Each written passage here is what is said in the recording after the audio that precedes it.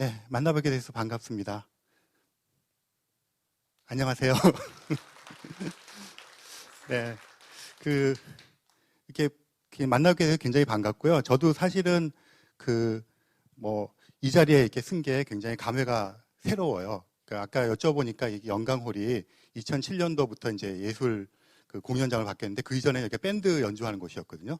그때 저는 여러분들 앉아 계신 그곳에 앉아서 그 밴드 공연하는 걸 참 자주 보러 왔었거든요. 근데 제가 여기 이렇게 서서 오늘 강연을 하게 되니까 굉장히 감회가 새롭고, 네, 그렇습니다.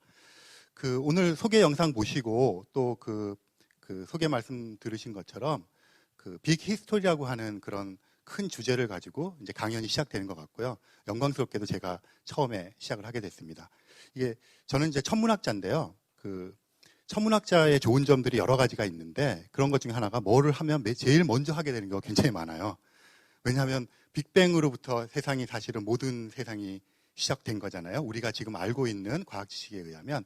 그러면 언제든지 그런 얘기로부터 시작을 해요. 그래서 뭐를 하든지 간에 처음부터 이렇게 할 수 있는 영광을 항상 갖게 돼서 굉장히 기쁩니다. 그리고 여러분들 만나게 돼서 굉장히 반갑고요. 거의 최연소로 보이는 꼬마 앉아 있어서 이렇게 굉장히 반갑습니다. 저도 꼬마 때 뭐 모르고 막 이런 데 쫓아다니면서 그러면서 또 여러 가지 꿈을 키우고 그랬었거든요. 그래서 꼬마들 보면 속으로 알아들을까 싶다가도 굉장히 반갑고 또 그런 면이 있습니다. 네, 제가 오늘 말씀드릴 주제는 제목을 우주 당신을 기다립니다 이렇게 잡아봤어요. 여기 여러 프로그램들이 있지만 이제 시작을 하는 이제 프로그램이고 강연인데 늘 매번은 아니겠지만 가끔씩 그런 생각을 하실 거예요. 저도 그랬고 여기는 꼬마아이도 그렇고 다른 분들도 그렇고요. 뭐라 그럴까요? 이렇게 괜히 이렇게 지나가다가 하늘을 쳐다보거나 그러면 슬플 때 쳐다보면 하늘은 슬퍼지고 슬프게 느껴지고 또 기쁠 때 쳐다보면 기쁘게 느껴지고 그런데 그런 것들을 다 넘어서서 이렇게 묘하게 뭔가 좀 빨려 들어가는 것 같고 또 무엇인지 모르는 인연 같은 것들이 있는 것 같고 그런 막연한 아련한 기분들 같은 것들을 별을 보든 달을 보든 느끼신 적이 있으실 거예요. 근데 그런 감정이 단순하게 이제 우리들의 어떤 감상일 수도 있겠지만 사실은 따지고 보면 모든 것들이라는 게 기원이라는 게 있고 처음 시작한 것이 있고 그럴 겁니다. 그런 것들이 이렇게 거슬러 올라가다 보면 어느 지점에선가 어떤 인연이라고 해도 좋고 어떤 관계라고 해도 좋고요. 그렇게 만나는 지점들이 있을 텐데 우리는 늘상 일상생활 속에서 살고 있기 때문에 그런 것들에 대해서 무감각해지거나 깊이 생각하지 않고도 충분히 살 수 있는 그런 세상에 살고 있기 때문에 잊어버리는 경우가 많은 것 같아요. 근데 그런 것들을 한번 되새겨보는 기회가 됐으면 좋겠고요. 오늘 얘기하려고 하는 것이 그래서 우주에 대한 이야기인데 그런 의미에서 우주라는 것은 늘 있어 왔고 실제로 우주의 나이가 한 137억 년 정도 된다고 지금 과학자들이 생각하고 있거든요. 굉장히 계산하기도 힘든 긴 시간인데 우리는 지금 이제 굉장히 수명이 늘어났다고 하더라도 한 100여 년 정도를 넘어서지 못하는 그런 수명을 살아가니까 정말 찰나의 순간을 살아가고 있는 거잖아요. 그런 찰나의 순간을 살아가고 있으면서 이런 긴 시간을 생각해 볼 수 있다는 것은 어떻게 생각하면 참 우리가 초라하구나 하는 걸 느끼겠지만 또 한편으로 생각하면 정말 그렇게 짧은 시간을 살아가는 한 사람으로서 우주라고 하는 그런 긴 시간에 대해서 생각해 볼 수 있는 능력을 갖고 태어났다는 게 또 생각해 보면 가슴 벅차게 굉장히 황홀한 이야기가 될 수도 있고요. 공간적으로도 우리가 느끼는 공간은 사실은 굉장히 범위가 좁잖아요. 평생을 여행을 해도 그 범위가 좁고 대부분의 사람들은 자기 일상에서 생활해 나가는 거잖아요. 그런데 우주라고 하는 크기는 정말 계산할 수도 없을 정도로 굉장히 큰 그런 스케일 속에 있고, 그러니까 그렇게 광활하고 또 그렇게 시간적으로도 유구하고 그런 이제 우주 속에서 우리 같이 아주 자그마한 개체가 그 우주를 통째로 생각한다 하는 것은 정말 굉장히 놀라운 사실이고 가슴 벅찬 일이라고 생각을 해요. 그래서 우주라는 것은 늘 그렇게 크게 시간적으로도 오랫동안 있어 왔고 지금 우리가 점유하고 있는 이 시간, 여러분들하고 저하고 또 이렇게 만날 수 있는 그런 그 인연이라는 것은 그런 억겁의 인연 중에서 굉장히 찰나를 스쳐가는 것인데 그런 곳에서 만나서 또 우리가 우주의 생각을 하고 있고 한다는 건 굉장히 놀라운 일이죠. 그래서 우주는 늘 그렇게 열려 있고 늘 그렇게 우리를 기다리고 있는데 우리가 관심을 가지고 접근하면 자기의 모습을 더 보여줄 것이다. 이런 이제 컨셉으로 한번 제목을 잡아봤고요. 결국 오늘 제가 말씀드릴 것은 이제 이 전체 강연 시리즈가 빅 히스토리라고 하는 제목으로 역사잖아요. 근데 요즘 뭐 빅자 붙이는 게 또 유행이기도 해요. 데이터도 빅데이터 이런 얘기 많이 들어보셨잖아요. 요즘에는 뭐 과학뿐 아니라 정치 경영에서도 빅데이터를 잘 사용을 해서 뭐 어떤 걸 찾아내야 된다 그러고 히스토리도 빅 히스토리 그렇게 붙여놨는데 뭐 그것에 대한 학문적인 의미도 있겠지만 제가 느끼기에는 빅 히스토리라고 하는 것이 결국은 우리가 세상을 보는 또는 더 나아가서 자연을 보는 우주를 보는 그런 관점의 문제라고 생각을 해요. 그런 관점을 역사라고 하는 것도 고립되게 생각하기 시작하면 모든 게 고립되어서 그 자체로서 모든 것이 형성된다고 생각하지만 조금만 관심을 넓히고 조금 더 이렇게 높이 올라가서 내려다보면 그 역사적인 사실이 일어나기 위한 다른 여러 조건들이 서로 얽혀 있잖아요. 사람도 마찬가지고 자연도 마찬가지고요. 그래서 우주라고 하는 것은 시간적으로나 공간적으로 광활하고 유구하지만 어쨌든 그런 우주의 역사들이 머금고 와서 결국은 우리의 역사가 시작이 되는 것이고 그 역사가 시작이 되는 우주의 이야기를 이제 좀 해보려고 합니다. 네, 뭐 서론이 길어져서 원래 제 소개를 먼저 하고 갔어야 되는 건데 뭐 이 영광오래 쓰다 보니까 제가 조금 그 감정이 격하게 옛날에 저기 앉아서 막 손 흔들고 그때 머리가 길었거든요. 머리 막 이렇게 흔들고 이러던 여기 굉장히 헤비한 밴드들이 많이 나왔었어요. 그래서 그거 하던 막 생각이 나서 네, 접니다. 저는 그 천문학을 하는데요.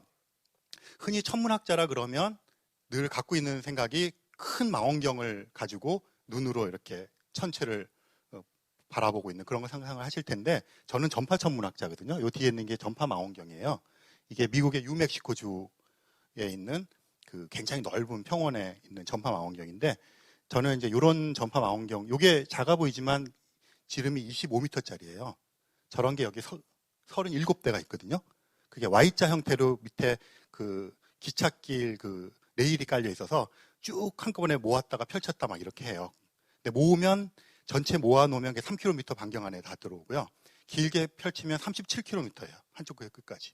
그러니까 여기 가가지고 관측을 하면 이쪽 관측실 있는 쪽에서는 비가 막 와요.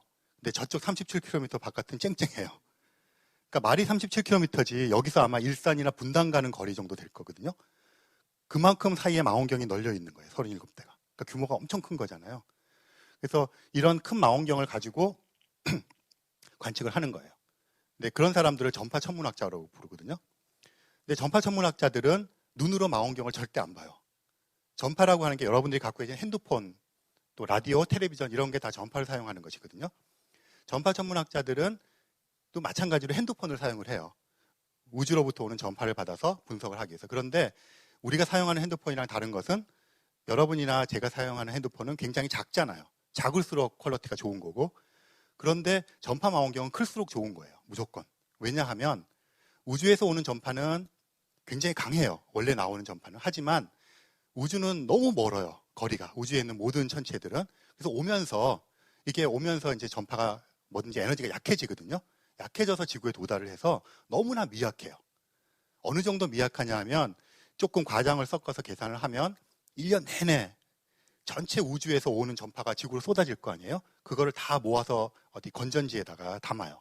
그럼 그 건전지를 가지고 무슨 일을 할 수 있느냐 하면 크리스마스 트리가 있을 때 크리스마스 트리에 있는 전구 있잖아요. 조그만 거를 1초 동안 켤 수 있어요. 전 우주에서 우리가 받아보는 1년 동안. 그러니까 그 정도로 미약하다는 거예요. 너무나 멀리 있기 때문에. 그래서 우주라고 하는 대상이 시간적으로나 아까 공간적으로 말씀드렸지만 그래서 우리가 일상생활에서 그냥 몸으로 느끼지 못하는 것들을 경험해야 되는 세상이기 때문에 우주에 대해 상상하기가 되게 힘든 거예요. 그러니까 그런 것들이고. 예, 그래서 저는 이런 걸 하고 결코 눈으로 보는 천문학자가 아니라 전파를 들어오는 걸 해서 핸드폰 오면 우리가 소리를 듣잖아요. 근데 그건 전파가 오는 것을 그 여러분들의 작은 핸드폰 속에 전파 신호를 음성 신호로 바꿔주는 칩이 들어있을 거예요. 그래서 바꿔주는 거거든요. 그러니까 천문학자들이 하는 일은 똑같은 핸드폰인데 엄청 큰 핸드폰을 가지고 우주로부터는 전파를 받아서 증폭을 막 시키고 어떤 작업을 해서 이거를 그림으로 보여줘요. 데이터로 저장을 하는 거예요. 그래서 그걸 그래프로 그려서 보는 거죠. 그래서 마치 눈에 보이는 것처럼 하지만 결코 볼 수 없는 거죠. 그래서 사실은 여러분들 나눠드린 그 책자가 있지만 점자 그림으로 만든 거예요. 그래서 제가 시각장애인 분들한테 강연할 때 그 파워포인트 없이 불 다 끄고 그렇게 강연을 하는데, 사실 우리가 본다고 하는 것에 대한 생각을 할 때도 우리 눈이 이렇게 빛이 반사돼서 보는 가시광선 영역에 적합화되어 있기 때문에 우리는 늘상 보는 것이 모든 것이라고 생각을 해요. 그런데 사실은 지금 저도 전파천문학자고 우리가 가만히 생각해 보면 핸드폰, 텔레비전, 라디오라고 하는 우리 주변을 둘러싸고 있고 우리의 생활과 밀접하게 관련되어 있는 것들조차도 우리 눈이 인지하거나 감지하지 못하는 영역이잖아요. 그것을 감지하게끔 해주는 도구를 사용해서 우리가 인식하기 시작하는 거죠. 그래서 사실은 눈에 보이는 영역보다 훨씬 더 큰 영역들이 우주에는 존재를 하고요. 이제 그런 그 전파 신호를 받아서 분석을 하는 작업을 하는 게 제가 주로 하는 작업이에요. 근데 이제 최근에는 이 전파 신호를 이제 받아서 분석을 하는데 그런 사람들 전파 천문학자라고 불러요.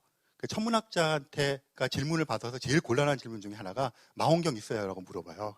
근데 없어요. 천문학자 대부분은 망원경이 없고요. 별자리 물어보는데 많은 천문학자들은 거의 없어요. 그러니까 저는 어릴 때 요만한 꼬마 때 아마추어 천문학을 했거든요. 그래서 제가 망원경도 만들고 뭐 사진도 찍고 이런 걸 했기 때문에 그나마 별자리 외우고 망원경 들여다본 경험이 있지, 대부분의 천문학자들은 시험 점수 따라서 천문학과 온 사람들도 많고 그냥 수학이 막연히 좋아서 온 사람도 많고, 뭐 심지어 제 친구 중에 한 명은 천문학이 문학인 줄 알았다는 친구도 있어요. 하늘의 문학이라서 이걸 뭔가 대단한 문학이다 그렇게 착각하고 왔다는 농담 반 진담 반 그런 친구도 있고요. 네, 그렇습니다. 그래서 천문학자에 대한 이제 제일 곤란한 질문이 별자리 물어보는 거, 그 다음에 점성술 물어보면 대책이 없습니다. 그러면 이제 저도 항상 그런 질문을 받다가 너무 이렇게 빼기도 뭐해서 요즘에는 질문하면 제 멋대로 막 얘기를 해요. 그러면 막 끄덕끄덕 하시고 용하다 그러시고 그렇게 하는 경우도 있고요. 천문학은 밤에 한다고 생각을 하시잖아요. 근데 전파 천문학은 24시간을 해요. 빛을 반사하는 별은 태양 때문에 밤에만 보이잖아요. 낮에 안 보이고. 근데 사실은 낮에도 망원경을 갖고 보면 밝은 별들은 보일 수가 있어요. 근데 어쨌든 밤에 보는 거니까 밤을 세워서 일을 해야 되는데, 전파 천문학자들은 좋은 점은 24시간 동안 전파는 오는 것이니까 눈에 보는 게 아니니까 관측이 가능하거든요. 근데 다른 반면에 24시간 동안 관측을 해야 되니까 쉴 틈이 없어요. 그러니까 눈으로 보는 광학 천문학 하시는 분들은 밤에 열심히 일하고 낮에 자고 또 깨서 하면 되는데, 전파 천문학자들은 24시간 일을 해야 돼요. 그래서 그런 좀 애로점이 있고요. 제 친구 중에 또 천문학자인데 그 친구는 천문학을 하고 싶은데 밤새는 걸 싫어해요. 그래서 그 친구의 전공이 뭐냐면 태양이에요. 낮에만 할 수 있는. 그래서 천문학은 밤에만 하는 학문이 아니라 낮에도 할 수 있는 학문이에요. 그 친구가 만들어내는 말 중에 하나가, 흔히 이제 뭐 별 볼 일 없다 이런 얘기 많이 쓰잖아요. 그 친구가 지어낸 말 중에 태양을 전공하니까 별 볼 일 없지만 해볼만 합니다. 그럴듯하죠. 네, 그런 친구들도 있고요. 그래서 천문학자들은 굉장히 다양하고요. 지금 말씀드린 건 이제 관측을 하는 천문학자들이고 이론을 하는 천문학자도 있고, 그다음 심지어는 컴퓨터 시뮬레이션 하는 사람도 있고요. 다양한데 이제 저는 이런 전파 망원경을 사용을 하고요. 그래서 요 한 가지만 더 말씀드리고 이제 본론으로 들어갈게요. 이제 전파 천문학자들이 주로 유혹을 느끼고 이제 다른 분야로 넘어가는 쪽이 있는데, 흔히 외계 지적 생명체 탐색이라고 하는 세티 프로젝트라는 게 있어요. 외계인으로부터 오는 신호를 포착하려는. 근데 외계인으로부터 오는 신호를 포착하는 방법론을 이제 과학자들이 세운 것 중에 하나가 전파 신호를 찾는 거예요. 왜냐하면 일단 우주는 너무 멀어요. 너무 멀어서 어디를 가본다는 게 참 힘들어요. 어느 정도로 힘드냐면, 예를 들어서 달까지는 빛의 속도는 1.3초면 우리가 갈 수 있어요. 굉장히 가까운 거리지만 빛의 속도로 1.3초가 걸리는데 이 빛이 굉장히 빠르거든요. 그래서 여러분들이랑 제가 서로 얼굴을 마주 보고 있지만 사실은 이 빛이 여러분들의 얼굴을 때려서 반사해서 제 눈동자로 들어와서 이 속에서 계산이 돼서 제가 이 사람의 얼굴을 인식하는 거거든요. 그 얘기는 시간의 지연이 생기는 거잖아요. 그러니까 제가 보는 여러분들의 얼굴은 항상 과거의 얼굴을 제가 보는 거죠. 이 앞에 앉아 있는 분보다 저 뒤에 앉아 있는 분의 얼굴은 더 먼 과거의 모습을 보는 거죠. 여러분도 마찬가지로 결코 제 현재의 모습을 볼 수는 없어요. 우리는 서로 항상 과거의 모습을 보는 거거든요. 근데 빛이 1초에 30만 킬로미터를 움직여요. 그런데 이 거리가 몇 미터밖에 안 되니까 순간적으로 보는 것처럼 느끼는 거거든요. 우리가 보는 달의 모습은 1.3초 전의 달의 모습이에요. 그러니까 지금 1.3초 전에 출발한 달의 모습을 보는 거니까 1초 전에 달이 없어졌어요. 그래도 빛이 오는 동안에 1초 동안은 우리가 달이 없어졌는지를 결코 인지할 수가 없어요. 조금 더 넓혀서 태양을 생각해 보면 태양까지가 한 8분 20초 정도 걸리거든요. 빛의 속도로 가는데 1억 5천만 킬로미터예요. 지구 반지름이 6,400km인데 엄청 먼 거죠. 그런데 그러면 지금 우리가 보는 태양은 8분 전의 태양이에요. 그럼 태양이 지금 바로 이 순간 없어졌어요. 그래도 우리는 8분 동안 태양이 없어졌는지를 못 느끼겠죠. 그걸 넓혀서 명왕성까지 가면 짧을 때는 5시간 가야 돼요. 빛의 속도로. 그런데 우리가 살고 있는 태양계는 그렇다 치더라도 우리가 살고 있는 태양계에서 벗어나서 또 다른 태양계가 있을 거 아니에요? 별들은 많으니까. 그 태양계 중에서 제일 가까운 태양계까지가 빛의 속도로 4년이 넘게 걸려요. 그러면 그거는 우리가 보는 별은 4년 전에 별을 보는 거예요. 그러니까 밤하늘에 여러분들이 보고 있는 별들은 대부분 한 100년에서 1000년 사이에 전에 출발한 거예요. 그래서 우주 공간에서 거리를 광년이라는 걸 쓰는데요.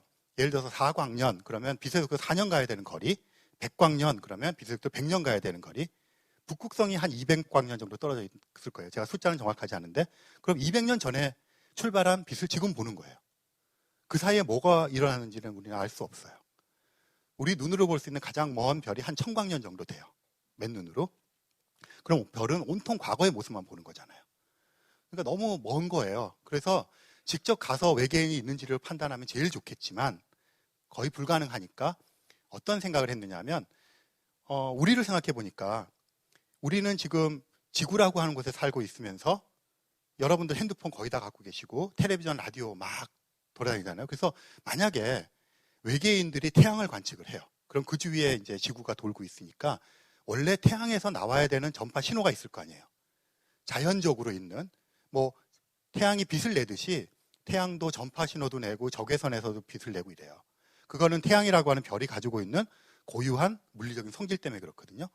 그런데 전파 신호가 지구 때문에 우리가 핸드폰을 엄청 쓰잖아요.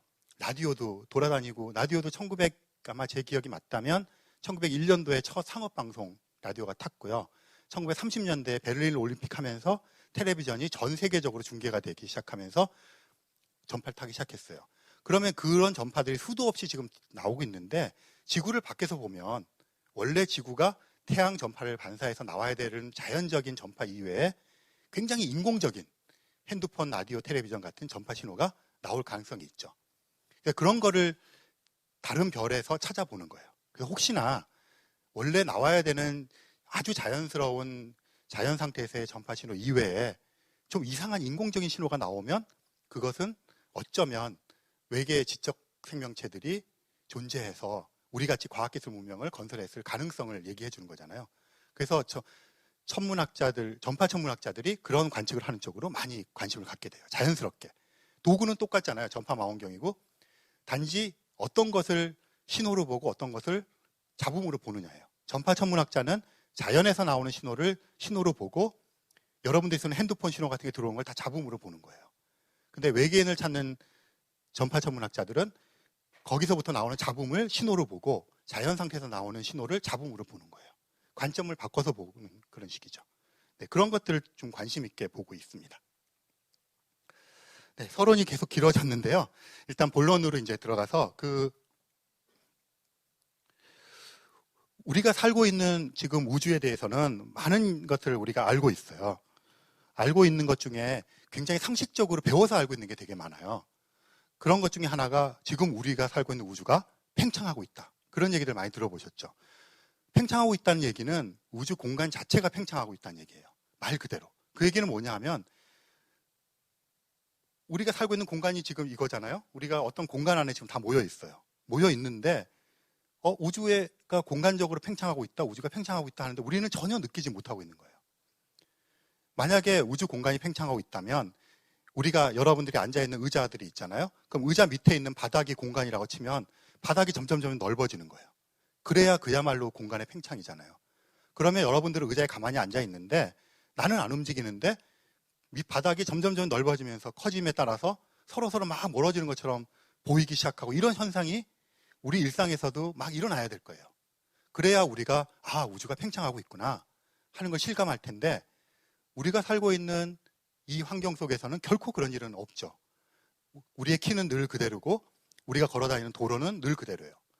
만약에 공간이 막 늘어나고 있다면 100m 달리기를 할 때 엄청 힘들 거예요. 내가 달려가고 있는 동안에 100m가 계속 늘어나서 200m, 300m 되면 끊임없이 나는 달리는데 쫓아가지를 못할 거예요. 그런데 왜 우주는 팽창한다고 하는데 그리고 그것을 과학자들은 진리처럼 믿고 있고 그것에 대한 관측적인 증거들이 나타난다고 하고 그거를 바탕으로 해서 빅뱅 우주론이라는 걸 우리가 지금 만들어서 이 전 우주를 설명하는 도구를 사용을 하고 있는데 도대체 우리는 그런 것을 느끼지도 못하고 주변에 관측도 못하는 거예요. 왜 그럴까요?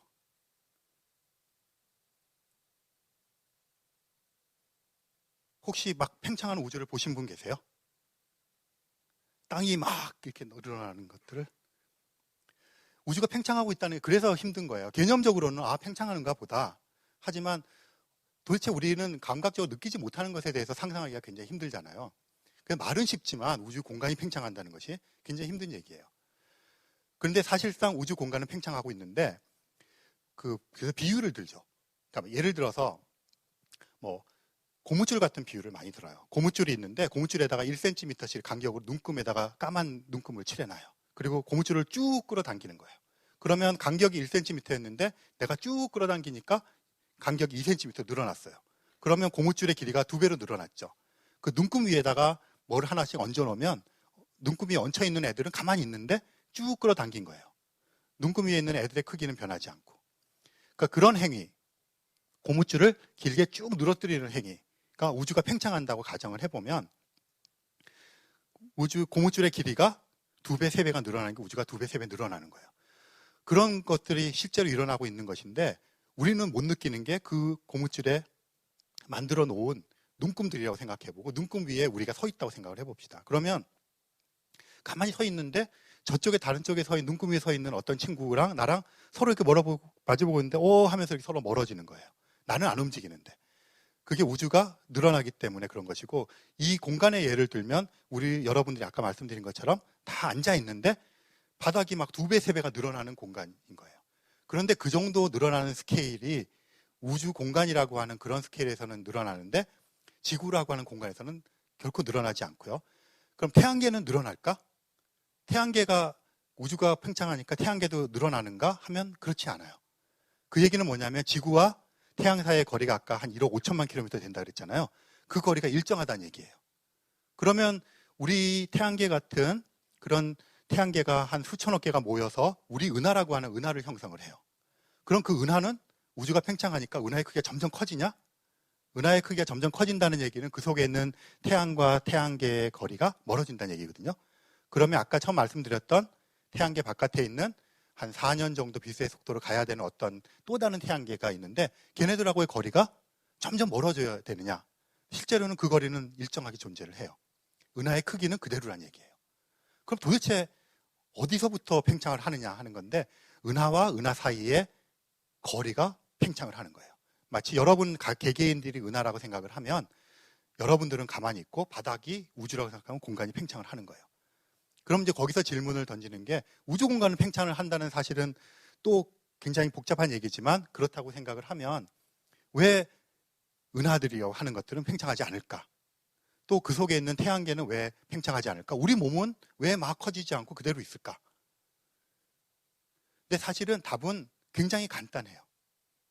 뭐든지 팽창을 시키려고 그러면 이 팽창을 시키는 힘이 존재할 거 아니에요. 팽창을 하기 위한 원동력이 있을 텐데 그 원동력이 뭐든 간에 우리가 팽창력이라고 얘기를 해보면 팽창을 시키는 힘이 있을 거예요. 그 힘에 의해서 팽창이 막 되고 있는데 그럼 그 속에 들어있는 구성원들, 은하든 뭐든 간에 얘네들이 팽창력보다 그 은하를 구성하고 있는 힘, 자기를 꽉 쥐고 있는 힘이 약하면 그 팽창하는 힘을 못 견디고 흩어질 거예요. 그래서 어떤 은하가 있었는데 이 은하를 꽉 묶고 있는 힘, 그게 뭐냐면 결국은 중력이거든요. 중력인데 그 중력이 팽창하고 있는 힘보다 약하면 은하 속에 있는 별들은 뿔뿔이 흩어져 버릴 거예요. 그러니까 또 역으로 얘기하면 오늘날 우리가 이렇게 뭉쳐져 있어서 크기가 변하지 않는 은하를 본다고 하는 얘기들은 애시당초에 그렇게 힘이 약한 애들은 다 해체되어 버렸겠죠, 예전에. 그래서 은하를 묶고 있는 힘이 팽창하는 힘보다 센 거예요. 그러니까 은하를 유지하는 거고요. 그러면 우리 태양계는 우리 은하라고 하는 큰 은하 속에 수천억 개의 별 중에 하나인데, 태양계가 지구와 태양 거리, 화성과 지구 사이의 거리를 그대로 유지한다는 얘기는 우리 은하가 가지고 있는 중력의 힘보다 태양계를 묶고 있는 힘이 더 세다는 거잖아요. 그리고 팽창 힘보다 더 세다는 거잖아요. 그러니까 태양계를 유지를 하는 거고요. 그럼 지구는 왜 동그랗게 버티느냐? 태양이 가지고 있는 그런 잡아당기는 힘보다 세니까 지구는 터지지 않고 흩어지지 않고 버티는 거예요. 그러면 우리 몸은 왜 이렇게 버티고 있느냐? 우리 몸을 이루고 있는 게 세포잖아요, 기본적으로. 그것들이 이렇게 묶여있는 힘이 있을 거예요. 그런 묶여있는 힘이 이 지구의 중력을 버티고 서 있는 거죠. 그러니까 우리는 해체되지 않는 것이고요. 제가 이렇게 서 있을 수 있는 이유도 꼬꾸라지지 않고 지구의 중력이 있을 텐데 그 중력을 버티고 서 있을 수 있을 만큼 제 몸 구조가 탄탄하게 붙잡고 있는 거죠. 그래서 결국은 밸런스의 문제가 되는 거예요. 조화에.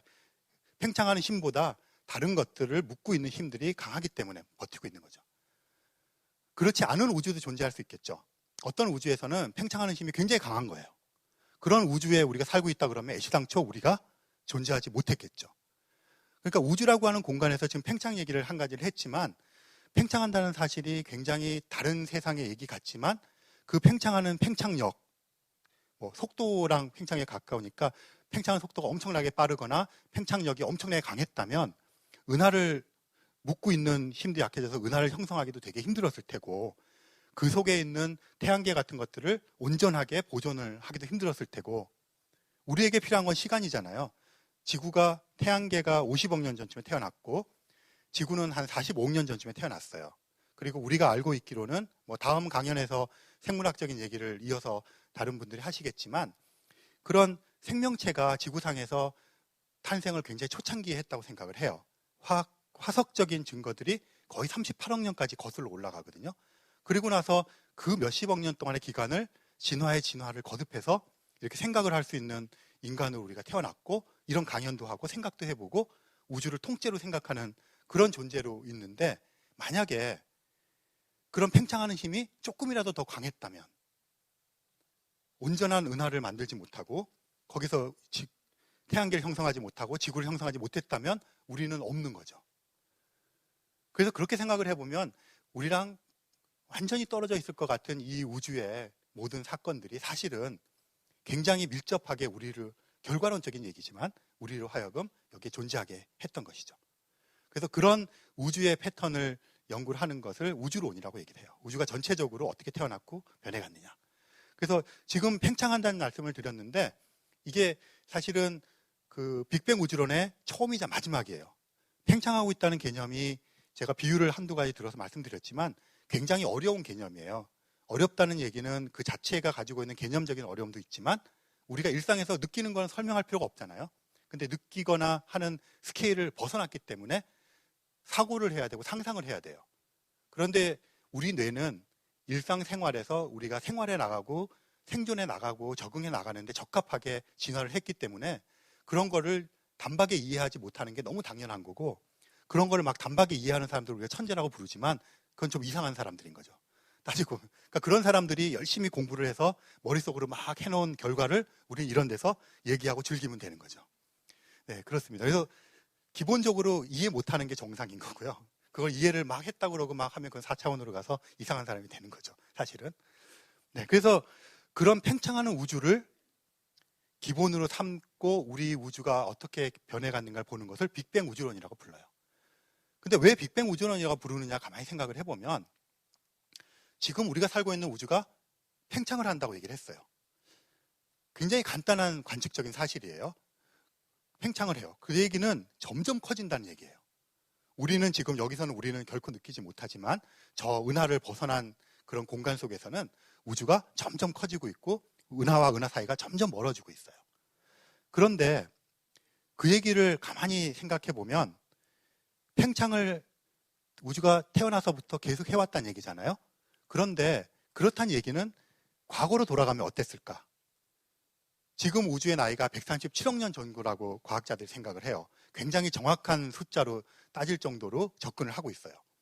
그런데 그러면 지금으로부터 50억 년 전의 우주는 어땠을까? 한 가지 불평한 사실은 작았을 거예요. 지금보다. 왜냐하면 우주는 팽창을 하고 있으니까 과거로 간다는 얘기는 우주가 점점 작아졌을 거란 얘기예요.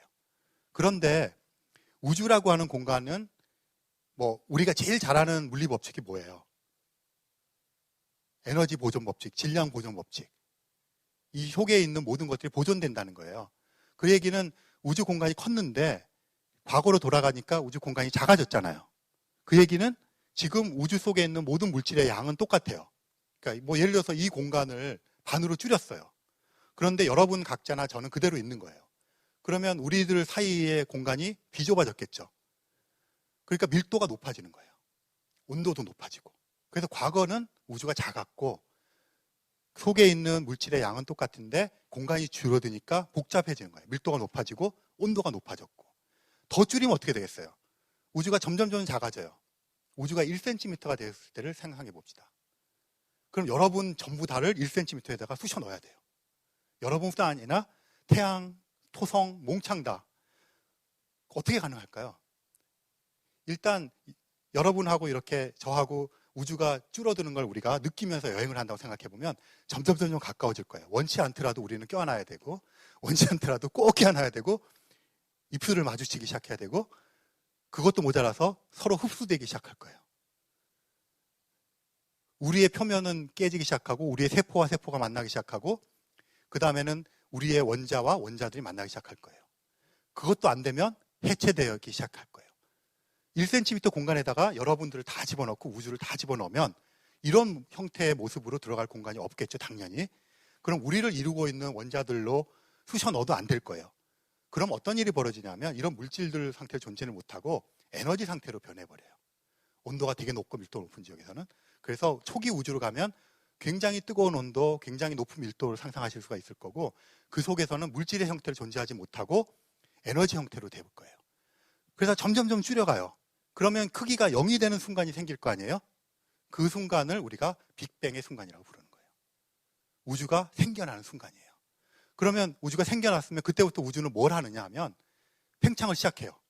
팽창을 시작하면서 시간이 흘러요.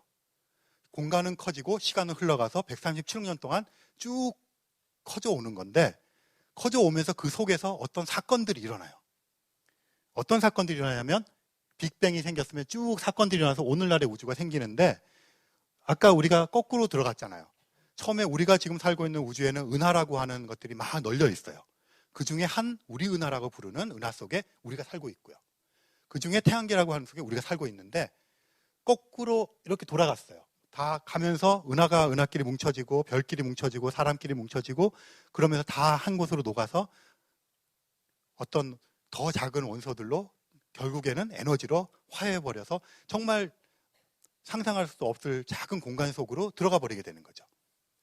그러면 우주가 태어났어요. 그 순간을 우리가 빅뱅이라고 부르고 태어나서 시간이 흐르고 공간이 늘어나요.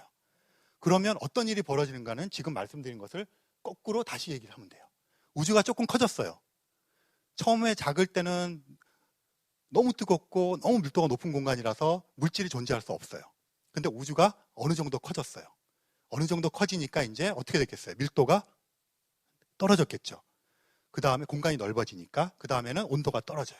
그러면 그 속에서 에너지처럼 존재하다가 물질들이 생길 수 있는 여력이 생겨요. 마치 용광로 같은데 뜨겁잖아요.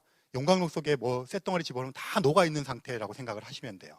처음 우주가 생겼을 때는 그 속에서 뭐 쇳덩어리가 태어날 것 같지 않지만 그 속에서 이걸 떠가지고 옆에다가 조형 있는 데다가 떠내면 온도가 식으면서 이게 굳으면서 생겨나잖아요. 마찬가지로 우주가 커지면서 온도가 내려가고 밀도가 떨어지면서 충분히 식어서 에너지 상태가 물질 상태로 변할 때 마치 용광로에서 꺼낸 쇳물이 굳어서 쇳덩어리가 되듯이 그런 상태가 우주가 태어나서부터 우주가 팽창하면서 시작이 되기 시작해요. 그러면서 뭐를 만드냐 하면 간단한 것부터 만들어요. 우리 몸은 되게 복잡하잖아요. 우리 몸을 이루고 있는 기본적인 단위가 세포인데 그 세포에 보면 뭐 세포핵도 있고 별의별 게 다 있잖아요. 세포를 분자라고 불러요. 그 분자는 어떤 원자들이 여러 개가 겹친 걸 분자라고 부르잖아요. 그래서 물 분자 그러면 우리가 물이라고 부르는 건 분자인데 수소하고 산소하고 결합이 돼서 붙어 있어서 물 분자가 되는 거거든요. 그럼 그걸 띄어내면 물을 분해시키면 수소 원자, 산소 원자로 분해가 되는데 그런 원자라고 하는 것을 또 쪼개면 구성을 보면 원자 핵이라는 게 있고 전자라는 게 옆에 이렇게 돌고 있어요. 그 원자 핵과 전자가 붙어 있는 거를 개수가 몇 개씩 붙어 있느냐에 따라서 수소가 되기도 하고 산소가 되기도 하고 그래요. 그래서 그런 원자들로 구성이 돼 있잖아요.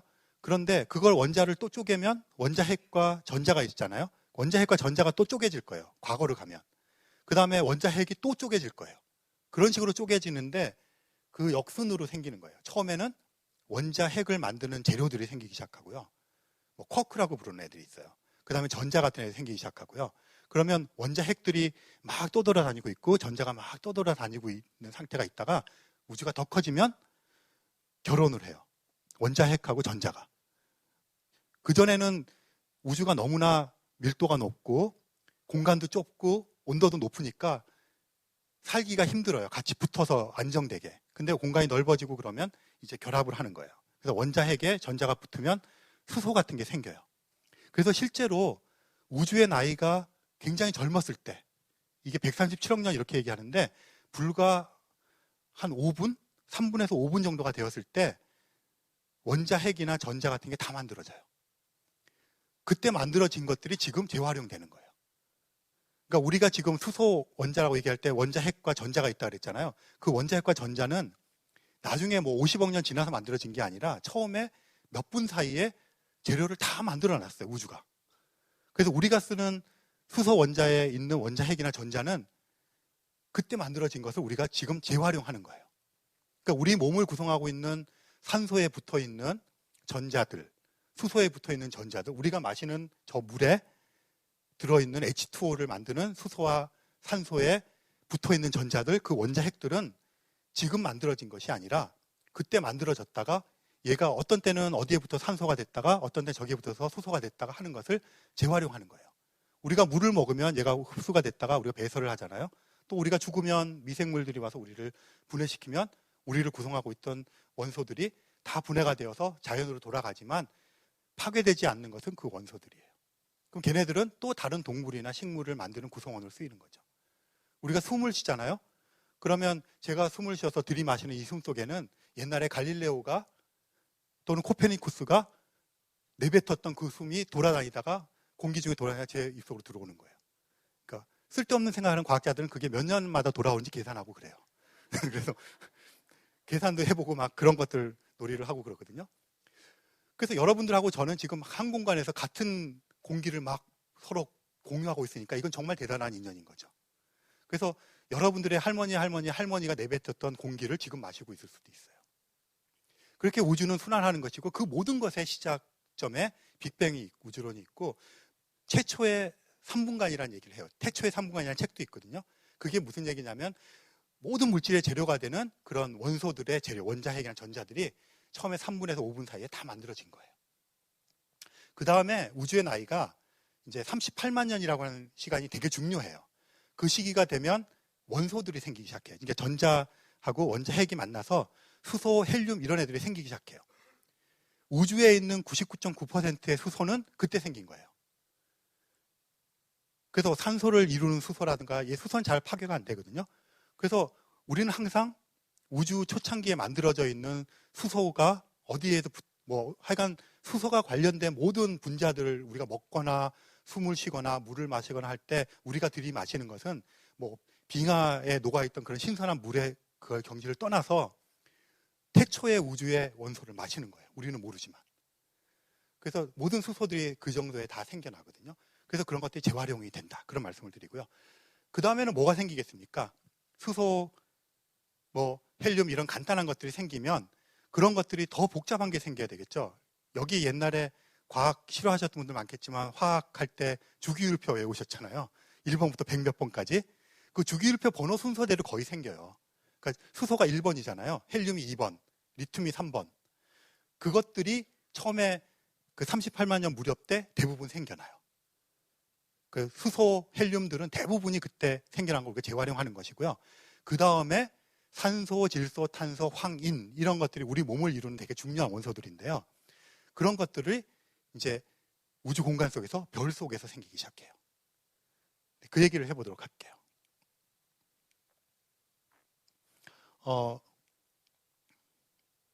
지금 이게 이제 우주의 모습인데, 현재 관측하는 우주의 모습인데, 굉장히 이 점점점점들이 다 아까 말씀드린 은하라고 하는 단위예요. 지금 과학자들이 추정하기로는 우리가 알고 있는 은하 속에는 한 1000억 개 정도의 은하가 있다고 생각을 해요. 그러니까 은하가 우주를 전체로 얘기할 때 마치 우리 몸의 세포처럼 우주를 구성하는 기본 단위예요. 저 은하 속에는 한 또 수천억 개의 별들이 있고요. 그 속에는 뭐 가스도 있고 먼지도 있고 별의별 게 다 있어요. 여기 보이는 점 하나하나가 다 은하들인데 실제 관측한 데이터예요. 여기를 중심이 우리가 있고요. 우리부터 먼 곳으로 갈수록 은하들이 얼마나 많은지를 관측을 해본 건데, 여기 보시는 거는 한 수백만 개 정도의 은하예요. 실제 우리가 살고 있는 은하 속에, 우주 속에는 한 1000억 개 정도의 은하가 있으리라고 추정을 하는데, 우리가 지금까지 관측한 은하의 수는 수백만 개에 불과해요. 그러니까 우리는 전체 우리가 관측할 수 있는 우주의 굉장히 일부분을 관측을 하고 있는 셈이죠. 그런 셈이고, 여기 이제 보시면 패턴을 하나 보시면 굉장히 많은 은하들이 섞여 있는데 중간중간에 이렇게 뭉쳐져 있는 부분이 있으면 구멍들이 좀 있죠. 이렇게 구멍들이. 그러니까 뭉쳐져 있는 부분들을 은하단이라고 불러요. 은하들이 집중적으로 모여 있는 거예요. 은하들이 혼자 있는 게 아니라 은하들이 수천 개에서 수만 개가 이렇게 집단적으로 모여 있는 것을 은하단이라고 부르고요. 여기 뻥 뚫려 있는 것들 있잖아요. 그런 걸 빈터라고 불러요. 영어로 보이드라고 부르는 건데, 우주가 전체적으로는 되게 균일할 것 같은데 가까이 있는 우주를 보니까 어떤 곳에는 많이 몰려있고 어떤 곳은 텅 비어있는 것 같아요. 그래서 이런 걸 은하단이라고 부르고 있고요. 그런 은하단 속에 또 은하들이 있고 그 속에 이제 별들이 수천억 개가 있고 이렇게 돼 있죠. 그래서 이런 큰 우리가 살고 있는 우주는 굉장히 넓은 우주 속에 은하라고 하는 것이 기본 단위가 있고, 그 은하 속에는 태양 같은 별들이 또 수천억 개가 있어요. 그 중에 한 개가 태양계에 있고 그 속에 우리가 살고 있는 거죠. 은하단의 전형적인 모습인데요. 이런 여기 보이는 게 다 하나들이 은하들이고요. 요 아까 큰 그림에서 뭉쳐 있는 부분들을 보면 은하단이라고 하는 부분인데, 요 각각이 다 은하들이고요. 요 속에는 태양 같은 별들이 또 수천억 개가 모여 있다고 보시면 돼요. 은하들이 모여 있다 그랬는데요. 대부분의 은하들의 모양은 두 가지로 나눠져요. 나선, 이게 팔이 보이는 이런 은하를 우리가 나선 은하라고 부르고요. 이렇게 보는 건 타원처럼 보이는데 타원 은하라고 불러요. 그래서 대부분의 은하들이 이런 모양을 띠고 있는데, 저런 은하들이 이제 아까 말씀드린 대로 뭐 수천억 개가 수백 개에서 뭐 수만 개 이렇게 모이면 은하단이라고 부르는 거죠. 그러니까 영어로는 뭐 클러스터라는 게 모인다는 뜻이잖아요. 그래서 은하단을 클러스터라고 불러요. 근데 이제 은하단도 어떤 거는 수천 개, 어떤 건 수만 개 있잖아요. 더 큰 은하단을 우리가 슈퍼클러스터라고 불러요. 뭐 슈퍼자 붙이는 거 많이 하잖아요. 슈퍼맨. 그런데 이제 처음에 은하단에 이름을 붙일 때 뭐 좀 한 수천 개 정도 돼서 굉장히 큰 은하단이라고 해서 슈퍼클러스터라고 이름을 붙였거든요. 초은하단. 그런데 나중에 수만 개가 엮여 있는 걸 발견했어요. 그래서 그걸 우리가 슈퍼클러스터라고 불러요. 그러다 보니까 나중에는 더 많은 게 모여 있는 게 있는데 마땅한 이름이 없으니까 울트라 슈퍼클러스터라고 불러요.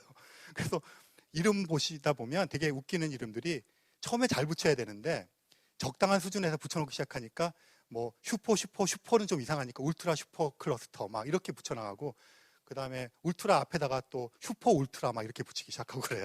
그래서 어쨌든 간에 그런 모습으로 있는데, 우리도 그런 은하들이 모여있는 큰 은하단 속에 속해 있고요. 우리가 살고 있는 은하는 이런 식의 나선팔 모양이 있는 은하에 살고 있고, 우리가 살고 있기 때문에 우리 은하라고 불러요. 그래서 우리말로는 우리 은하 또는 은하수 은하 그렇게 불러요. 보통 그 영어에서도 은하수를 밀키웨이라고 부르거든요. 우리는 미리네 이렇게 부르잖아요. 근데 밀키웨이라고 부르면 은하수를 뜻하기도 하지만 우리 은하를 뜻하기도 해요. 그래서 우리도 흔히 은하수 그러면 밤하늘에 보이는 은하수이기도 하지만 우리 은하를 뜻할 때가 많아요. 근데 우리는 이렇게 생긴 나선 은하에 속해 있고요. 이런 게 타원 은하인데, 뭐 대략적으로 보면 이런 나선 은하는 좀 젊은 은하고요. 상대적으로 이 타원 은하는 좀 늙은 은하예요. 그래서 대부분이 이런 나선 은하가 먼저 생겼을 거라고 생각을 해요. 우주가 한 147억 년 정도 됐다 그랬잖아요. 근데 실제로 이런 은하들이 탄생한 시기가 우주의 나이가 불과 뭐 몇 억 년 됐을 무렵부터 이런 은하들이 형성되기 시작했다고 생각을 해요. 규모가 조그만. 그랬다가 얘네들이 뭉쳐지는 거예요. 작은 은하가 이제 나선 은하 이런 것들이 이제 생겨가지고 서로 뭉쳐지면서 더 큰 나선 은하를 만들거나 그러는데, 이런 은하들이 몇 개가 뭉쳐지면서 궁극적으로는 이런 타운 은하가 되는 경우가 많아요. 그래서 이 타운 은하들은 주로 초창기에 생겼던 나선 은하들이 합쳐지면서 타운 은하가 생기는 경우가 많기 때문에 얘네들의 나이를 비교해 보면 대부분 타운 은하가 조금 더 나이가 든 은하들이에요. 그 얘기는 타운 은하를 관측을 하면 젊은 별들이 상대적으로 적게 관측이 된다는 얘기고요. 이 나선 은하를 관측하면 상대적으로 젊은 별들을 더 많이 볼 수가 있다는 얘기예요.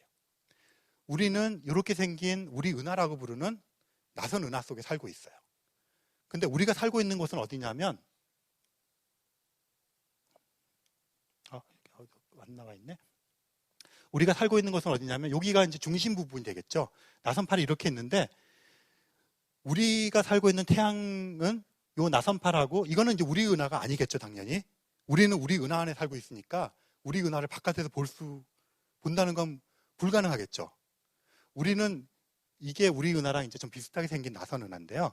우리가 살고 있는 곳은 대략적으로 중심에서 떨어진 요 나선 은하와 나선 은하 사이에 살고 있어요. 중심에서 한 3만 광년 정도 떨어져 있어요.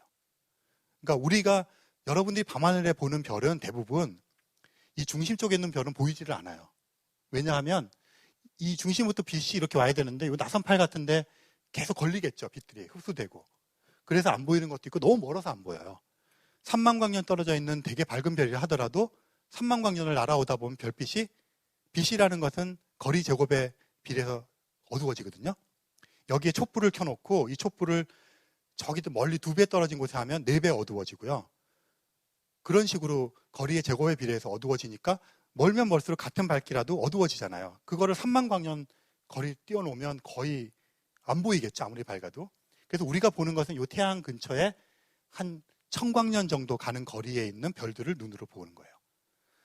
거기에 살고 있는데, 이 나선팔이 이렇게 있는데 여기 태양계가 있고요.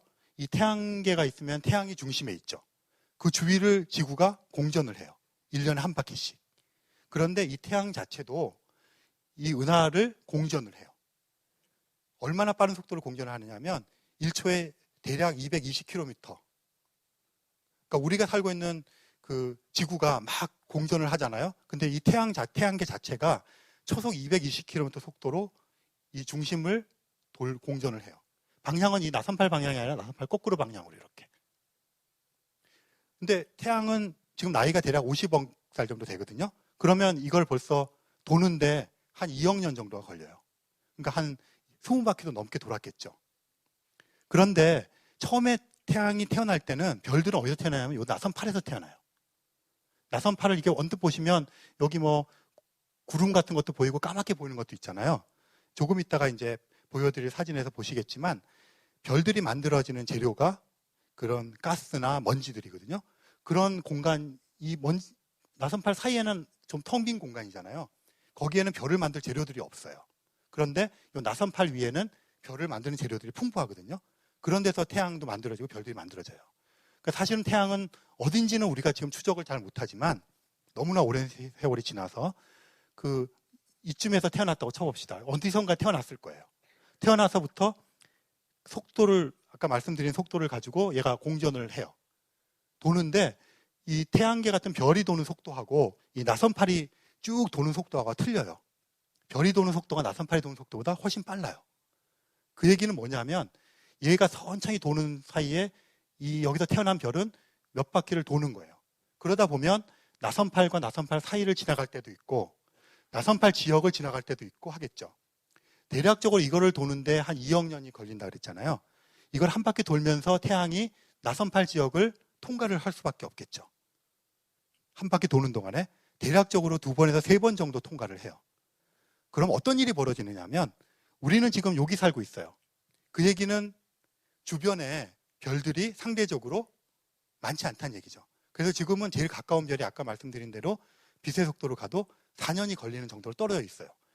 그런데 얘가 쭉 이제 우리는 마침 여기 살고 있는데 시간이 지나서 1억 년 후, 뭐 한 몇천만 년 후에 여기 나선팔을 따라잡았어요. 그 나선팔 지역에 가면 여기는 어떤 지역이냐면 가스와 먼지가 굉장히 풍부한 지역이니까 되게 막 안개 낀 것처럼 그런 밤하늘을 맞겠죠.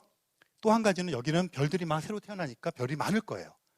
그럼 밤하늘이 지금 우리가 보는 밤하늘보다 밝아지고 뿌옇게 되겠죠. 좀. 그리고 뜨거워질 거예요. 많이 뜨거워진다는 얘기가 아니라 주변에 별들이 많으니까. 그 다음에는 어떤 일이 벌어지냐면 태양계가 되게 불안정해질 거예요. 왜냐하면 별과 별 사이가 가까워진 거잖아요. 이제는 아마도 다른 태양계까지의 거리가 4광년이 아니라 1광년밖에 안 될 수도 있어요. 그럼 굉장히 가까우니까 태양계 바깥에 있는 별 무리들이 있을 거 아니에요? 또 다른 태양계의 바깥에 있는 별 무리들이 있을 거 아니에요? 걔네들끼리 서로 이렇게 가까이 오니까 서로에게 중력적으로 막 영향을 주겠죠. 마치 지구랑 달이 가까우니까 이거 뭐 조석 간만에 해서 뭐 밀물썰물 나듯이 서로에게 영향을 미치는 거예요. 그러면 우리가 살고 있는 태양계의 외곽 쪽에는 얼음 알갱이들이 되게 많아요. 되게 추워가지고. 그리고 걔네들이 태양계 안으로 들어오면서 해성 같은 게 되는 거거든요. 그럼 그런 게 막 교란이 돼서 여기를 통과하던 시절에 태양계 안에는 지금 예를 들어서 한 해에 해성 같은 게 지구 근처로 뭐 5천 개가 온다 그러면 저기를 지나가는 시절에는 수만 개가 올 거예요. 그 얘기는 다시 말하면 충돌 가능성이 높아지는 거예요. 근데 여기를 이 지역을 한번 통과할 때마다 걸리는 주기가 대략적으로 한 2억 년마다 돈다 그랬잖아요. 대략 저기를 통과하는 태양이 통과하는 주기가 6,500만 년 정도 돼요. 제가 뭐랑 연결시키려고 하시는지 아시겠죠? 6,500만 년 전에 지구에 뭔가가 충돌을 해서 공룡이 다 멸종했다는. 그 천문학자들은 이 지역을 통과할 때 지금 말씀드린 것처럼 그런 교란에 의해서 지구가 충돌을 할 확률이 높아지는 거잖아요. 그런 충돌에 의해서 굉장히 큰 변혁이 생겼다고 생각을 해요. 그래서 대략 6,500만 년 정도마다 큰 충돌이 있어서 지구가 격변을 겪게 되거든요. 지질학적으로.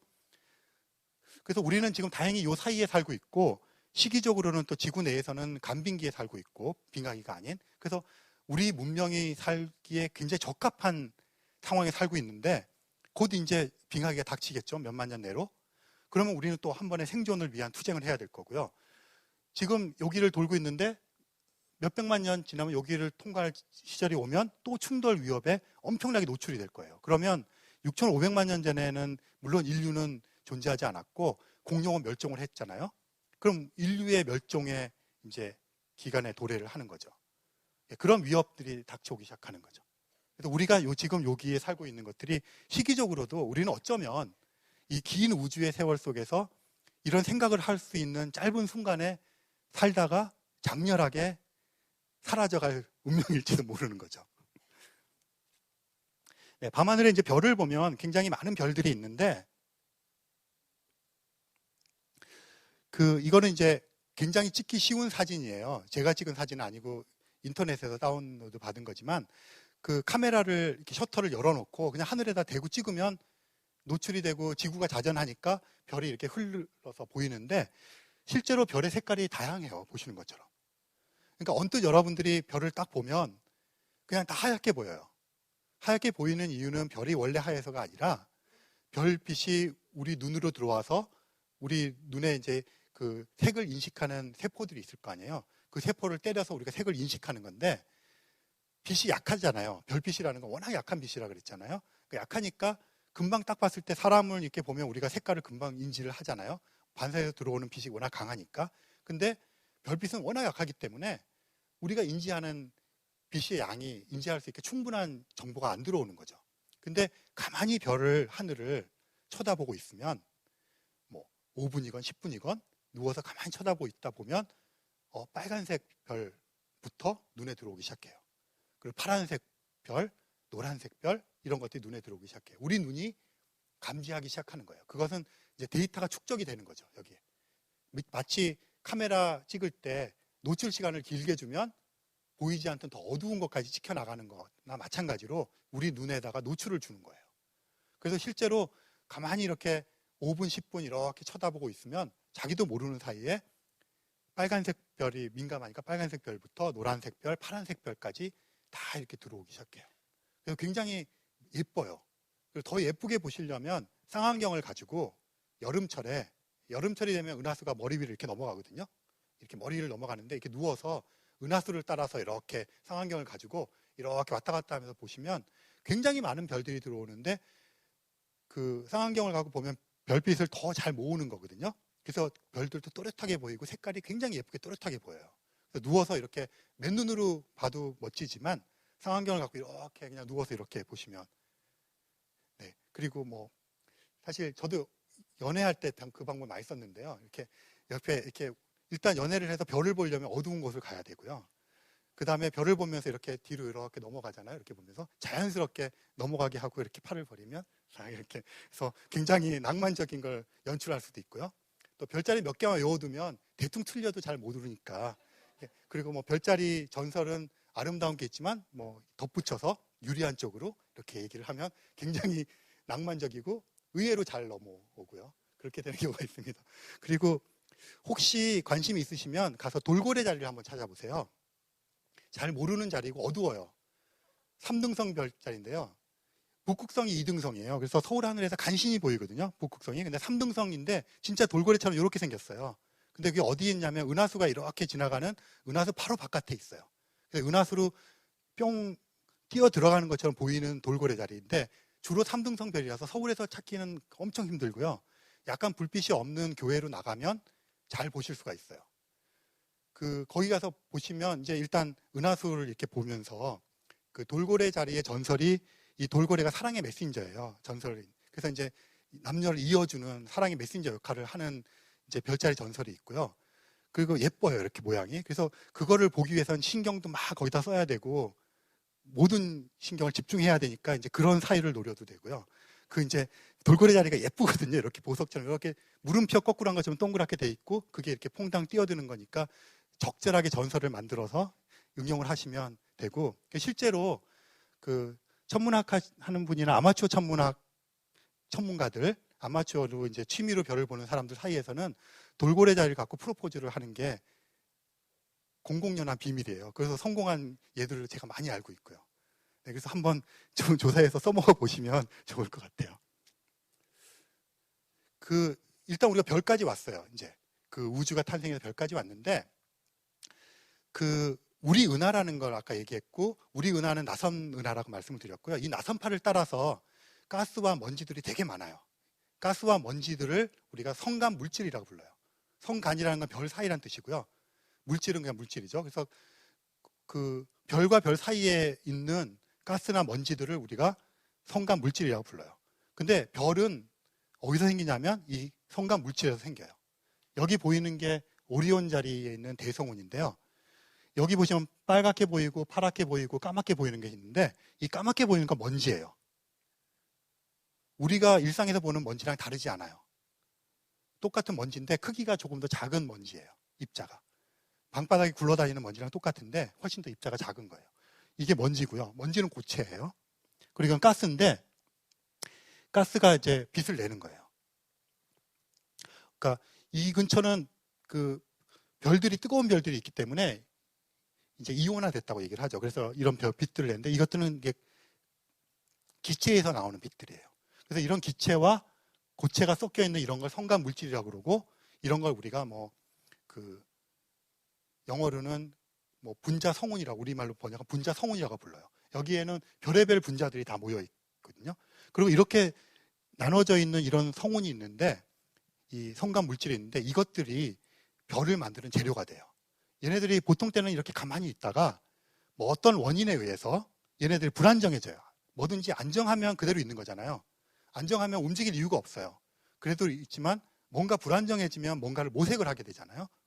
이 가스와 먼지도 마찬가지예요. 그냥 이런 상태로 가만히 있다가 주변에서 굉장히 큰 별이 하나가 폭발을 했다든가 이러면 그 영향이 막 미칠 거 아니에요?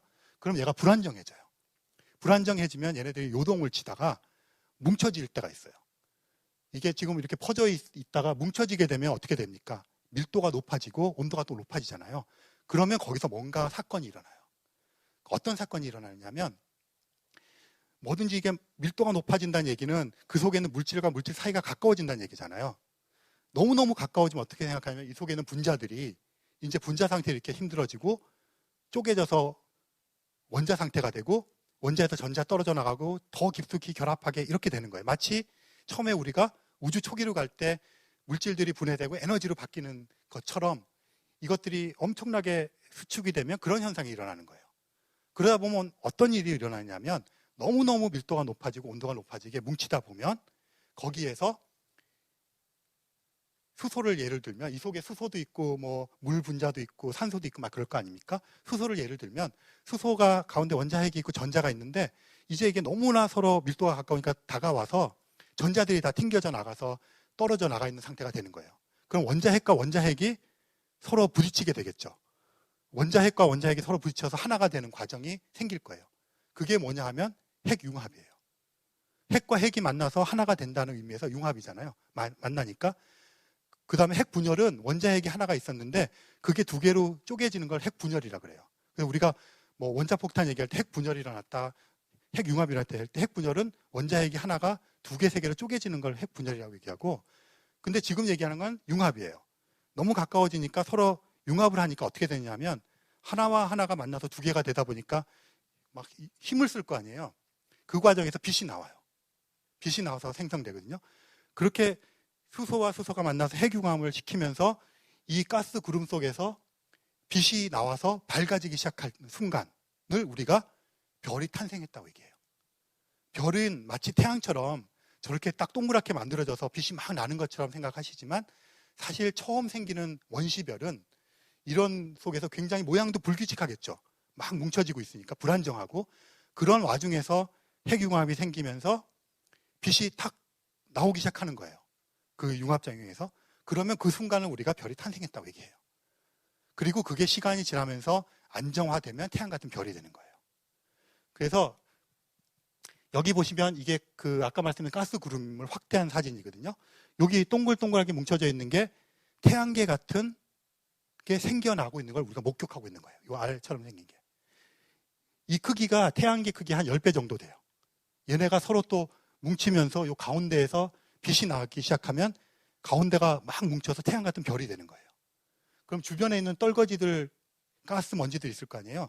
걔네 떨거지들이 식으면서 목성, 토성, 지구 같은 게 생기는 거예요. 그래서 태양계 같은 행성이 생길 때는 이게 막 수축이 되니까 가운데 부분이 아무래도 제일 밀도가 높고 뜨겁겠죠. 그럼 거기서 빛이 막 날 거예요. 그럼 그걸 우리가 별이라고 부르는 거잖아요. 그럼 그림 별이 생기는 게 먼저 생기겠죠. 그런 다음에 옆에 있는 애들도 나름대로 뭉칠 거 아니에요? 뭉치지만 가운데 뭉친 별만큼 크게 뭉치지 못할 거예요.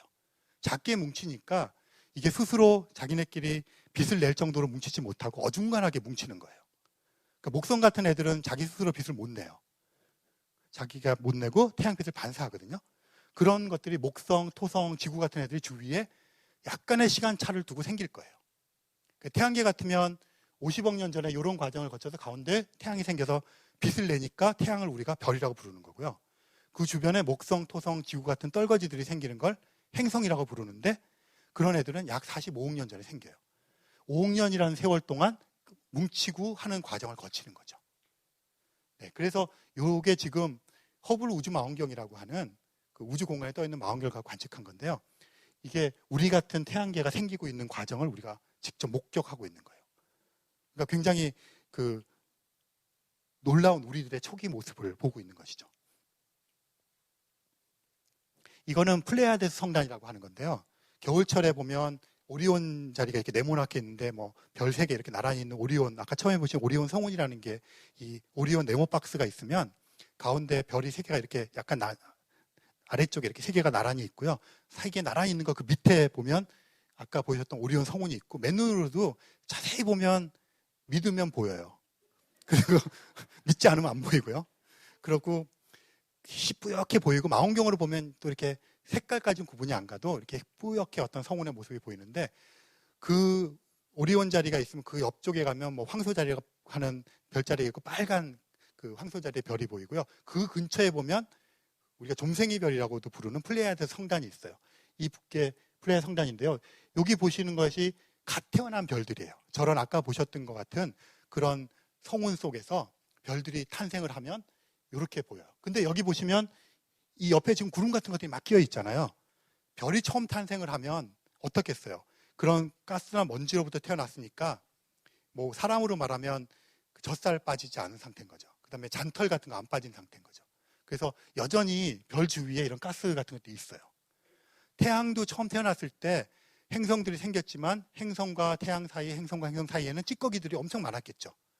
그러니까 지구에 충돌도 많고 달에도 충돌이 많아서 지구도 그렇고 달도 그렇고 화성도 그렇고 초창기에 충돌한 게 엄청나게 많은 크레이터들이 있어요.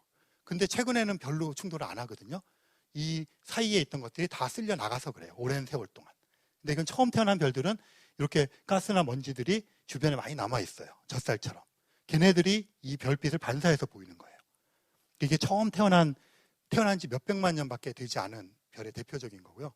맨눈으로 보면 이 플레이아드 성단은 되게 예쁘게 보여요. 그러니까 서울에서도 한 5, 6개 보이고요. 믿으면 7개까지도 보이고요. 망원경을 갖고 보면 보고 싶은 만큼 보여요.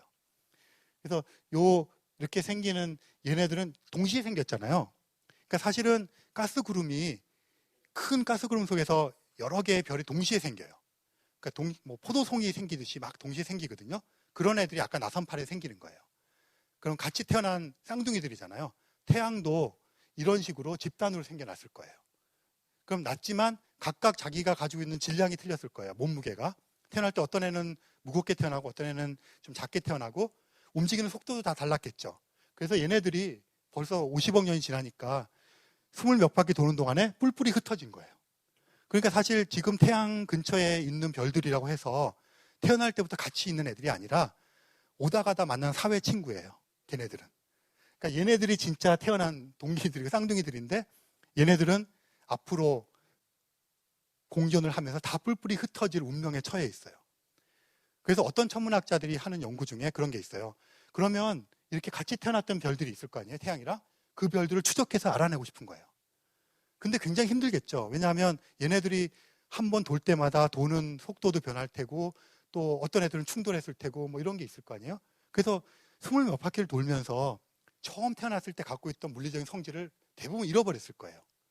그럼에도 불구하고 이제 추적을 해 들어가서 찾아낸 후보들이 몇 개가 있어요. 우리로부터 멀리 떨어져 있는 애들인데, 근데 진짜인지 아닌지를 확증하기는 굉장히 힘들겠죠. 그래서 그렇게 이제 추적을 해 나가고, 그러니까 되게 이상하지만 지구에서 제일 가까운 4광년 떨어져 있는 그 별도 전혀 엉뚱하게 생겼다가 도는데 속도가 틀리니까 가다가 지금 이 순간에 50억 년이 지난 이 무렵에 만난 친구들이지만 조만간 또 헤어질 친구들인 거죠. 그렇게 돌고 있는 운명이 있죠. 이런 태양 같은 별들은 이제 일생을 사는데 제가 태양의 나이가 50억 살 정도 됐다고 말씀을 드렸잖아요.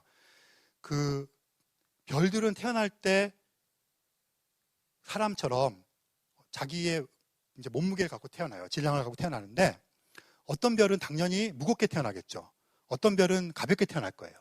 그럼 무겁게 태어난 별부터 가볍게 태어난까지 대략 이렇게 분포가 있을 텐데 태양은 우주 전체적으로 보면 평균에서부터 조금 작은 별에 속해요. 질량이. 그러니까 그래서 실제로 그 천문학자들의 용어는 태양은 드월프 스타에 속해요. 난장이 별이에요. 작은 별에 속하는 거예요. 근데 별은 태어날 때 질량을 가지고 태어나는데 그 질량에 의해서 별의 운명이 결정되어 있어요. 별의 운명이라는 건 결국 별의 수명인데 별의 수명이 결정되어 있어요. 태양 같은 별은 수명이 100억 년이거든요. 태양 정도의 질량을 갖고 태어난 별들은 별다른 일이 없으면 살아가다가 깨진다든가 충돌한다든가 뭐 이러한 다른 별다른 일이 없으면 예상 수명이 얘는 100억 살이에요. 100억 살 동안 사는데 한 90억 살 정도까지는 지금 우리가 보는 태양의 모습으로 그냥 평온하게 살아요. 그래서 마지막 10억 년 동안은 격변을 하다가 죽어요. 죽고 그 다음에 태양보다 무거운 별들은 질량이 무거우면 무거울수록 짧게 살아요. 예를 들어서 아까 보셨던 플레이아드 성단에 있는 그런 젊은 별들은 굉장히 무겁게 태어난 별들이거든요. 무겁고 커요. 그러니까 걔네들은 수천만 년에서 길어봤자 1억 년 정도를 살아요. 그러니까 태양의 수명의 100분의 1, 1000분의 1밖에 못 사는 거예요. 우주의 스케일로 봤을 때 굉장히 짧게 사는 거잖아요. 근데 언뜻 생각하기에 질량이 크면 그 속에 원소들이 많을 거 아니에요. 그리고 별이라는 게 별빛을 낸다 그랬는데 핵융합작용을 통해서 별빛을 내는 거잖아요. 수소가 수소와 합쳐지면서 그 뗄감을 다 떼면 별이 죽는 거예요. 지금 태양은 열심히 그 내부에서 수소와 수소를 합쳐서 핵융합작용을 통해서 다른 원소를 만들어내고 있는 거거든요. 그걸 다 만들면 이제 기력이 떨어져서 죽는 건데 질량이 큰 별이면 원소도 많을 테니까 오래도록 뗄 수 있을 거 아니에요. 그러면 더 오래 살아야 되는데 사실은 그렇지 않은 게 씀씀이가 해퍼요. 그리고 자기가 등치가 크기 때문에 많이 써야 유지를 해요. 태양은 작은 별이기 때문에 조금씩 만드는 거예요. 별빛을. 조금씩 만들면서 짧지 않고, 그러니까 굉장히 작게 미미한 존재로 오래 사는 건데, 플레이아 생전에 보여줬던 덩치가 크고 무겁고 뜨거운 이런 별들은 화끈하게 확 그냥 자기가 갖고 있는 모든 걸 태워버리고 몇백만 년에서 1억 년 정도의 시간을 살고 죽어버려요. 죽을 때도 태양은 조용히 죽어요. 그런 별들은 장렬하게 죽어요. 그러니까 짧고 굵게 사는 거죠. 태양은 얇고 길게 사는 길을 택하는 거고요. 그래서 태양 같은 별들이 한 90억 살을 잘 살다가 마지막 죽을 때는 어떤 현상이 벌어지냐면 얘가 불안정해지는 거예요. 태양이 지금 모습을 유지한다고 하는 것은 처음에 제가 팽창하는 힘이랑 우리 은하가 버티는 힘이랑 밸런스 때문에 우리 은하가 모양을 유지한다고 말씀을 드렸는데, 태양도 마찬가지예요. 모양을 유지한다고 하는 것은 그 밸런스가 있는 거잖아요. 우리가 젊었을 때 팽팽하게 이 주름 없이 유지하는 것은 이 중력에 대해서 우리 피부가 유지하는 힘이 있기 때문에 그런데, 나이가 들면 주름이 생기는 이유가 우리 피부가 더 이상 중력의 힘을 이길 힘이 없어서 주름이 지기 시작하는 거거든요. 피부가 중력에 의해서 함몰되기 시작하는 현상인 거죠. 그래서 태양도 가만히 있다가 이제 나이가 들면 동력이 떨어지니까 버틸 힘이 없어져요. 그럼 버텨보겠다고 이제 난리를 치면서 태양이 맥동을 시작해요. 커졌다 작아졌다 하는 거예요. 커진다는 얘기는 해체되겠다는 얘기잖아요. 별이 해체가 되려고 그러면 다시 잡아 끌어서 유지하려고 하는 힘으로 다시 끌어들이니까 쑥 들어왔다가 작아졌다가 또 쑥 커졌다가 이렇게 막 별이 커졌다 작아졌다를 반복하는 시기를 거치게 돼요. 그럼 굉장히 불안정하겠죠. 그때가 되면 별이 커졌을 때 이 태양이 지구 궤도까지 막 침범을 해요. 그럼 우리는 어떻겠습니까? 바닷물이 다 증발하고 말라 죽어버리겠죠. 앞으로 40억 년 후에 그런 일이 벌어질 거예요. 그렇게 되고 있을 거거든요. 그러다가 도저히 자기 자신이 이렇게 커졌다 작아졌다 하면서 그래도 유지를 하는 거예요. 유지를 하다 그것마저도 못하게 되면 태양은 결국은 종말의 수순을 하는 거예요. 이혼을 하는 거예요. 겉으로 나가려는 너는 나가라, 안으로 들어오려는 나는 들어가겠다 해서 태양이 분리가 돼서 바깥으로 도망가려고 하는 그런 성분들은 지금 보시는 것처럼 이렇게 가스들이 바깥쪽으로 쫙 펼쳐져 나가는 것으로 분리가 되고, 안쪽으로 수축을 하려고 하는 애들은 더 수축을 해서 백색 외성이라고 하는 작은 별이 돼요. 작은 별이 되고 바깥쪽은 행성상 성운이라고 하는 이런 형태로 둘이 분리가 돼요. 여기서 격렬한 폭발은 없고 커졌다 작아졌다를 반복하다가 너는 나가라 나는 들어갈게 이렇게 하는 거예요. 그렇게 해서 조용한 종말을 맞이해요. 그러면 어떻게 되냐면 백색 외성이라는 게 남고, 이거는 지금 서로 이혼한 지 얼마 안 돼서 이런 모양을 유지를 하는데, 세월이 지나면 얘가 어떻게 되겠습니까? 갈수록 흐지부지 흐트러지겠죠. 자기 자신을 엮고 있을 수 있는 힘이 빠지니까. 그러면 얘가 어떻게 되냐면 아까 오리온 성운에 보셨던 것처럼 그런 성운으로 다시 돌아가는 거예요. 돌아가면 그런 성운이 존재를 하다가 또 어떤 사건에 의해서 뭉쳐지면 거기서 또 별이 생기는 거예요. 그래서 그 성운이라고 하는 공간은 별의 생태계라고 부르는데, 별이 탄생하고 죽으면 거기다 뼈를 묻고 다시 또 태어나고 이런 과정을 거치는 거예요. 우리가 살고 있는 태양은, 지구는 이런 별들이 우주에서 처음 태어난 별이 아닌 그런 별들이 탄생해서 죽고 또 태어나고를 한 3번 정도, 4번 정도 반복한 3세대, 4세대 별이에요. 그러니까 그런 죽음이 있었던 별인 거죠. 그런데 좀 무거운 별들은 죽을 때 장렬하게 죽어요. 여기 보시는 게 이런 평범한 별이었는데 이렇게 밝아졌어요. 초신성 폭발이라는 걸 해요. 무거운 별들은 짧게 굵게 장렬하게 죽는다 그랬잖아요. 그러니까 이게 커졌다 작아졌다도 태양이 이 정도 한다 그러면 얘는 이렇게 하는 거예요. 그러다 보니까 어떻겠어요? 성질을 못 이기고 뻥 터져버리는 거예요. 그런 걸 초신성 폭발이라고 얘기를 해요. 초신성 폭발하니까 어떻겠습니까? 바깥쪽으로 나가는 부분들은 더 빠른 속도로 급격하게 해체가 될 테고, 안으로 수축하는 거는 더 급격하게 수축을 해서 더 밀도가 높은 천체가 될 거예요. 좀 질량이 작은 애들은 중성자 별이라는 애가 되고요. 질량이 큰 애들은 블랙홀이 되는 거예요. 블랙홀이 되는 게 이런 별들이 초신성 폭발을 하고 났을 때 안쪽으로 몰려드는 부분이 굉장히 밀도가 높게 뭉쳐지면 우리가 블랙홀이라고 부르는 천체가 되는 거예요. 그 다음에 바깥쪽은 흩어져서 아까 오리온 성운처럼 보이는 성운이 되는 거고요. 그런데 중요한 것은 아까 별이 일생을 살면서 뭐를 만들어낸다 그랬잖아요. 원소들을. 속에서 수소가 이렇게 핵융합을 하면서 그것들이 헬륨을 만들고 헬륨의 원자 핵들이 또 뭉쳐지면서 주기율표에서 더 많은 번호수를 가지고 있는 산소나 질소나 탄소 같은 걸 계속해서 만들어내요. 그리고 이렇게 초신성이 폭발할 때는 굉장히 격렬한 과정을 거치겠죠. 이럴 때 우리가 알고 있는 철, 마그네슘, 텅스텐, 니켈 같은 그런 철 계열들을 다 만들어내요. 그래서 우리가 일상생활에서 필요로 하는 대부분의 우리 몸을 이루고 있는 산소, 탄소, 질소, 황인 같은 원소들을 우리가 유기화합물이라고 부르는데요. 그런 것들은 별이 내부에서 일생을 살면서 만들어내는 데서 다 만들어지는 것들이에요. 그러니까 우리 몸을 이루고 있는 예서 인 같은 것들을 생각해 보면 우리 몸에 인이 들어왔다 나갔다 그러거든요. 평균 한 달 정도를, 4일 정도를 유지한다 그래요. 그래서 우리 몸은 그대로지만 우리 몸에 들어온 인 원소들은 들어왔다 나갔다 계속 반복하고, 칼슘도 그렇고 우리 몸을 이루는 원소들이 계속 순환을 하는데, 그런 것들은 다 어디서 만들어진 거냐면 지금 보시는 것 같이 별들이 일생을 살면서 만들어 온 재료를 우리가 재활용하고 있는 거죠.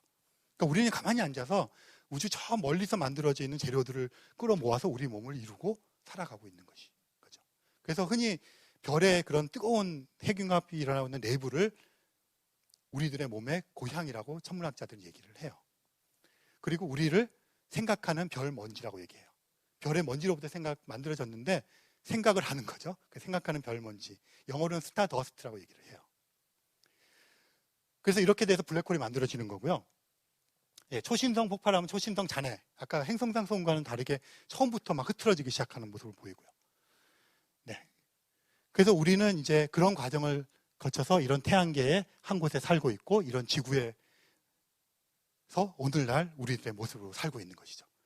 네, 그래서 지금까지 긴 이야기를 했어요. 우주가 탄생해서부터 이야기를 했는데, 사실 제가 여기 아까 영광을 오면서 예전에 왔을 때 여기서 막 전자기타 치면서 할 때 머리 흔들면서 생각했던 게, 저 전자기타의 기원은 초신성 폭발인데? 그 생각을 했었죠. 그래서 제가 그 연주를 듣고 연주 평을 쓰면서 첫 마디를 그렇게 했어요. 저 전자기타는 초신성으로부터 온 것이다. 이러고 시작했던 적이 있어요. 머릿속에 그런 것밖에 생각이 안 드는 거죠. 초신성이 폭발하지 않았으면 전자기타는 없었을 텐데 그럼 무슨 기타를 갖고 사용을 했을까? 뭐 이런 생각을 했었죠. 그래서 따지고 보면 여러분들 앞에 놓여있는 모든 것들, 이런 것들의 원소들이 만들어진, 정말 수소 같은 거, 헬륨 같은 것들은 정말 그때 다 만들어진 것들 우리가 계속해서 재활용하고 있는 것이고요. 우리 몸을 이루고 있는 것들의 대부분은 이런 원소들, 별의 일생을 통해서 만들어져 온 것이고, 철, 니켈, 망간 이런 것들은 대부분 초신성이 폭발할 때 만들어진 것들을 우리가 재활용하고 있는 것들이에요. 그래서 우리가 지금 제가 맡고 있는 이런 것들, 뭐 좀 쇳덩어리들 이런 것들을 보면 저는 이렇게 보면 기분이 짠해요. 참 긴 세월을 거쳐서 나에게 왔구나 이런 생각이 들기도 하고요. 그러니까 여러분들도 긴 세월을 거쳐서 이런 몸뚱아리가 만들어져서 저랑 여기서 이렇게 만나서 같은 이런 이야기를 할 수 있는, 이런 생각하는 별먼지가 된 게 굉장히 기쁘고요. 그래서 굉장히 영광이고 그렇습니다. 일단 제 강의는 여기서 정리를 하고 질문을 받도록 하겠습니다. 감사합니다.